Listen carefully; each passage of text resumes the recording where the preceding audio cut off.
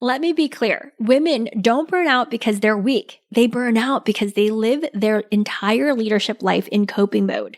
Overfunctioning is coping. People-pleasing is coping. Perfectionism is coping. Silence is coping. Hyper-independence is coping. Even emotional shutdown is coping. And here's the part no one tells you.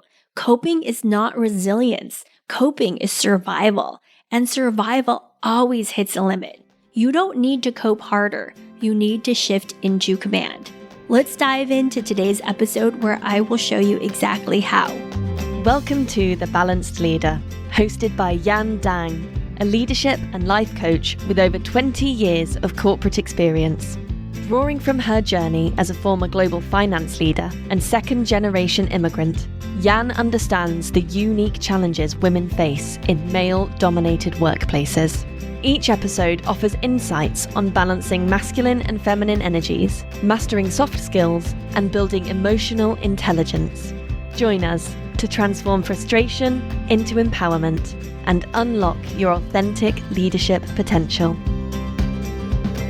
Hey podcast listeners, welcome to today's show. I am excited to share with you a resiliency model that I learned recently, and I'm actually going to take it to the next level. But this resiliency model draws from the work of positive psychologists and resiliency science. Today, we're talking about something that will change the way you understand yourself forever, not just as a leader, but as a human. Your resiliency modes. Most high-achieving women think that they have a confidence problem, but what's actually happening is much deeper. They're leading from a stress pattern, not from choice, and until you see the pattern, you can't shift the identity. So let's dive into what these resiliency modes are and how they work for you or how they don't work for you, right? I've adapted this specifically for women leaders. So the examples I give are going to be about the ways women cope, and it looks very different from how men cope, especially in male-dominated environments. So let's dive into the first way that women end up coping. The first one is over-controlling, tightening, managing, perfecting, fixing. And if you listen to my episode on survival mass, this is really the over-control shows up when you are trying to fix everything, you're over-functioning, or maybe you're the ice queen and you're trying to control yourself and your own emotions. So you're shutting down your feelings in order to control yourself, right? Contain yourself. Or maybe it's the lone wolf where you're like, I'm going to figure it out by myself. So it's me or nobody else. So this over control has us oftentimes, I used to joke with my team when I was leading my direct team of finance analysts. I would say, when I start nagging you to do something, this is bad for both of us. I would never want to be this nagging person. There was an over control behavior that I would get into when I would feel anxious or fear. And if I didn't call it out, if I didn't notice it, that over control becomes like a nagging person that you're like, this is not the type of leader I want to be, right? So you want to notice. One of the ways that women cope is by over controlling, being hyper vigilant about everything and not really discerning. The next thing that some people do, right, especially if you're a woman in a new space with all these new male leaders that are very abrasive and aggressive, right? You may be under controlling, right? This is going to show up when you freeze, shut down, feel overwhelmed, or you're ghosting people. So in terms of the survival mass, this is really the ghost, the good girl. It's like sort of an internal collapse where you're like, okay, well, it's just going to be what it is. And I just want to say this is not like surrender where you're consciously saying, I've done what I need to do. Let's just surrender to the process, which I'm going to be talking about next.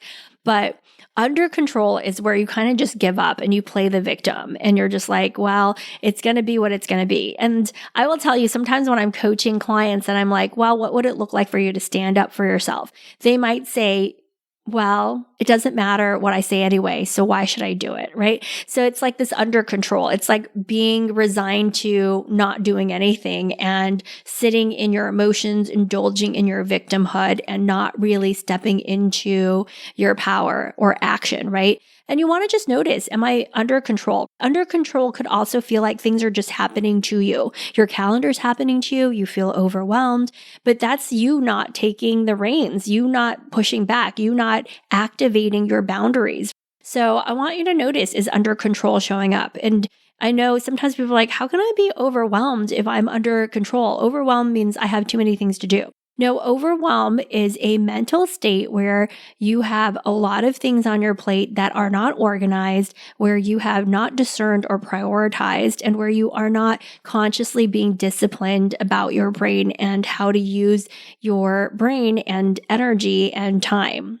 I know that sounds pretty harsh, and it doesn't mean I'm trying to be harsh with you. It's the same way that I think about myself. When I'm feeling overwhelmed, I actually, sometimes beat myself up, but I catch myself. But oftentimes I'm giving myself a break to say, I want to get back into control. And right now, my calendar and other people's needs and desires are in control, and I'm not in control, right? So that's the under control. When you feel like things are coming your way and you have no control, you do have control. I'm here to tell you, this is empowering talk. This is about choice. You have a control over what is in your calendar and what you do with your time and the energy you spend on thinking about things. I actually had to stop myself because it's the holiday season and sometimes my brain likes to just go off on its own and create lots of worries and problems for myself. But if I am not taking control of that, then I just allow my brain to just flop around and think about all these things. And then I start feeling not so great. This is where I am inviting myself to actually be more in control and decide, what do I actually want to be thinking about? And do I want to go on this ride that my brain is offering me at this moment when I'm tired? So I want you to notice, is there under control and how that relates to overwhelm? So the third one is active coping. And here's the sweet spot. Active coping is really owning your experience. It's naming your emotions, taking aligned action from self-awareness and agency. So, for example, I want to give you an example of a active coping. Okay, let's use travel because, holiday travel is coming up. So maybe there's a big holiday family trip that you want to go on. And so you've planned it for you and your family to go, and you have done all of the things that you need to do. Well, the flights get canceled because there's weather. I don't know, my family's in Chicago. There's bad weather, so the flights are canceled. So active coping might look like, okay, let's look at other options. Let's look at other ways to get there. Let's look at airlines. Let's look at the car ride. Maybe we'll drive. Let's actively cope, right? I'm really clear about me wanting to have a great time with my family and also having a good travel experience. So I'm looking at other flights, I'm looking at driving there, and I'm actively coping. And I'm talking to my husband about it and trying to figure out what is going to work. That active coping is great, right? But you also want to watch where you are, kind of moving into that over control state. Active coping needs to have a limit. Because what if you do the things? You're like, okay, so I booked us all new flights and we'll see what happens. It could cancel again, right? But I'm not going to book other flights or rent a car because we've decided we're not going to rent a car. We've just booked another flight. So there's no more point in worrying about whether these set of flights are going to be canceled or not, right?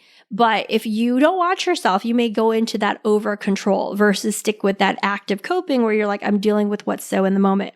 And the next one, which is really empowering, right? Because women end up getting stuck in this active coping because it ends up leading into potentially over control and keep thinking about the same thoughts or worrying about the same things over and over again.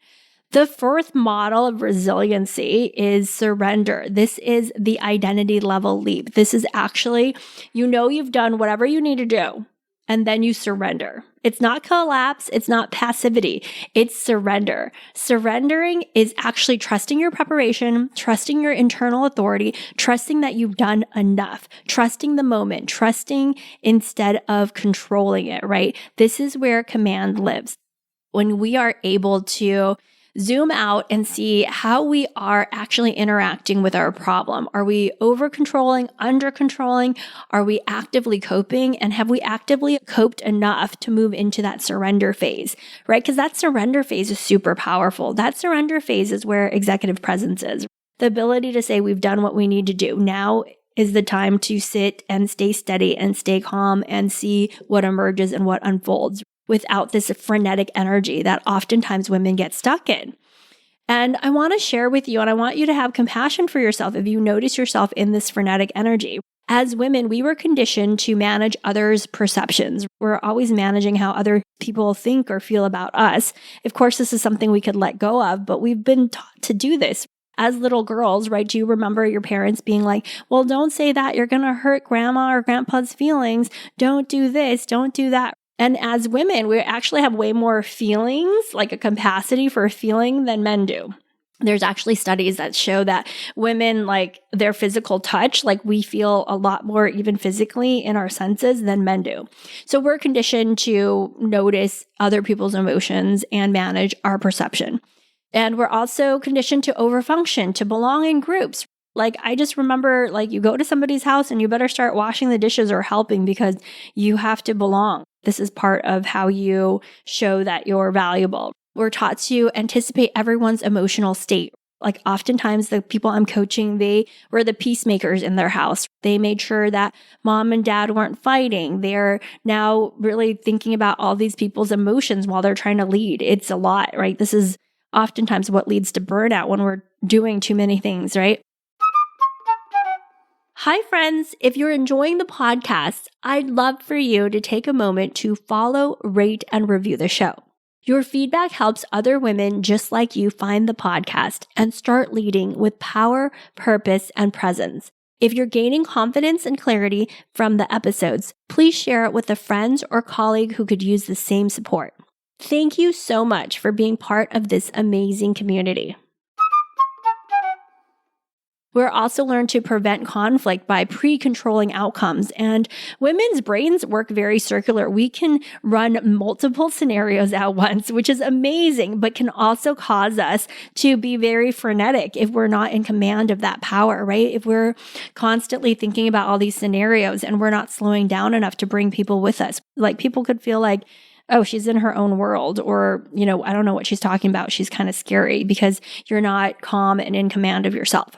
And we're taught to handle it without support. Like, as women, as mothers, as caregivers, we're oftentimes just, expected to handle it. And it's probably what you saw, what your mom did if you had a model of this, or your grandma doing it all, figuring it all out. So we equate worth with effort, and we equate safety with control. I'm going to say it again because I think those are really powerful, because this is what keeps women in this like coping and, on the road to burnout. We equate worth with effort, and we equate safety with control.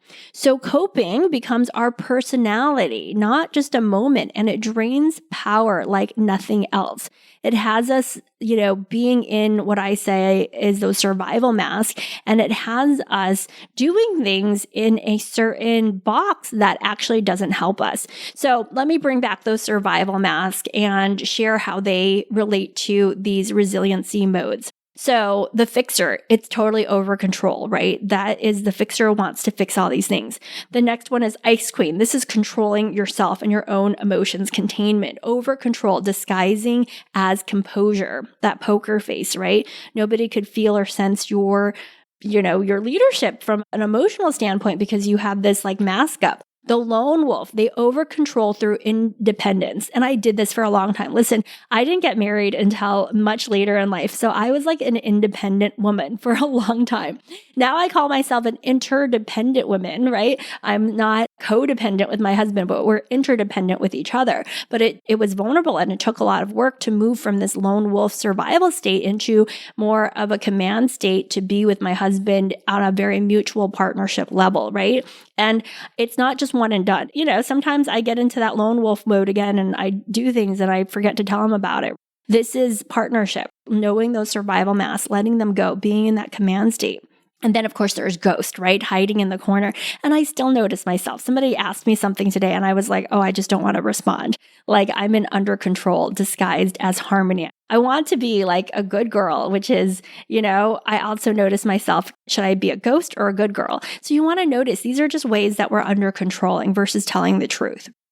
And then ball buster. This is over control disguised as strength, right? Over controlling things. Maybe you are trying to control an outcome so strongly, you're so intense about it, and you scare people because they're like, this person just they're treating me as a transaction, not as a human person, right?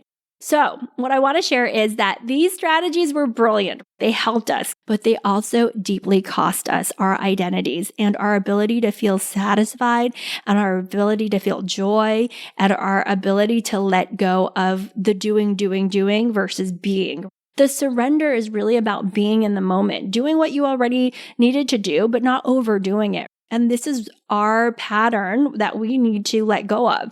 As a mother, as a wife, as a leader, as an entrepreneur, I notice myself in this all the time. And me being able to zoom out and saying, am I over controlling? Am I under controlling? Am I actively coping? And have I actively coped enough to move into surrender? Me being able to do this pause has changed so much for me and my clients.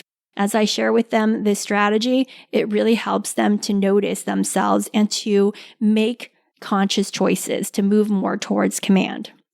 All right, so why active coping isn't enough? I want to really bring this point home. Most high-achieving women get stuck here, right? It's that coping mode. And active coping is amazing. It's awareness and agency alive. But active coping still assumes you are the one responsible for controlling the entire system. And it keeps you producing power, not embodying it. This is why surrender is so powerful. So I want you to notice, where are you way over actively coping, right? This might look like you keep over preparing. You can't rest. You rehearse conversations. You imagine every scenario, every variable. You're mentally exhausted. You're always on, right? There's actually studies that show that women's brains are even on when they're sleeping. They're constantly thinking about things. There is no command in a state that requires constant vigilance. The leap into command is surrender. And this is why this part of the resiliency mode is so powerful, right? Surrender is what happens when you trust your identity more than the outcome. This is the shift from I need to control the room to I know who I am in any room. It is about you. It's about your expansiveness. This is where your presence expands, your voice steadies, your power stabilizes, your decisions sharpen, and your emotional world calms because the pressure to perform dissolves. So you want to ask yourself, what am I doing? Am I over controlling? Am I under controlling? Am I active coping? Or do I need to be surrendering, right? And I think oftentimes enough, we need to keep asking ourselves, do we need to surrender in this moment? Or are there a few more things we need to do to actively cope? And you can ask yourself, what do I need and want to do to get satisfied? Take one micro action from that identity. Ask yourself that question so that you can get clearer and clearer about how to stop coping and start commanding. All right, that was today's episode. I want you to go out and try it on. Notice yourself. Whatever problem or whatever circumstance you're in right now that feels like a lot, I want you to zoom out and ask yourself, am I over controlling, under controlling, actively coping? And is it enough? Is this enough to surrender to the process? Because when we surrender, that's where our command, that's where our power is. All right, have a beautiful week ahead and let me know what you think about this episode. I'd love to hear from you. You can DM me directly on LinkedIn. You can find me in the show notes as well. You can book a call with me. I would love to hear from you. All right, have a beautiful week. Take care. Thank you for being a part of the Balanced Leader community. We hope you found today's episode inspiring and actionable. For more resources and to connect with Jan, visit us at aspire-coaching.co. Until next time, keep leading with confidence and purpose.